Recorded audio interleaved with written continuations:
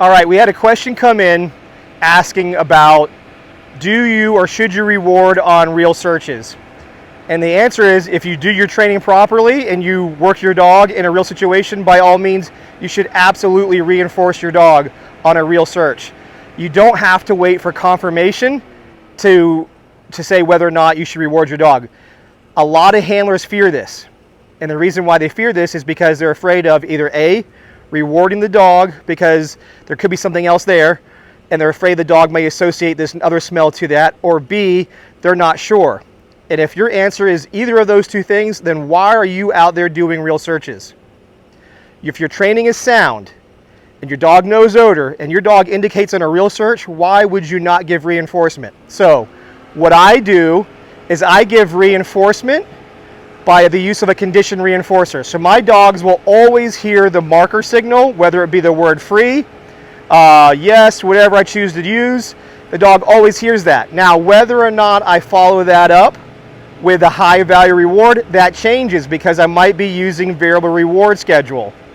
If I'm using a variable reward schedule, they may get an item that is not as high value, they may get praise, they may get different things, but it's going to change. Now, second part to that question was, what do I do if the search has multiple potential fines on it? Same kind of thing. My dog will always hear the marker signal, so that way at least it knows it's right.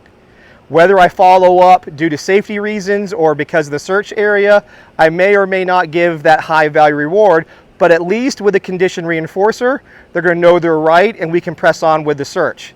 My thing again is, don't be afraid to reward your dog on real searches. You don't want training and reality to look totally different than each other. If they look so different, why would the dog want to work in the reality when it gets little to no reinforcement? It will always get Christmas morning on training day, then on reality it gets a whole lot of nothing.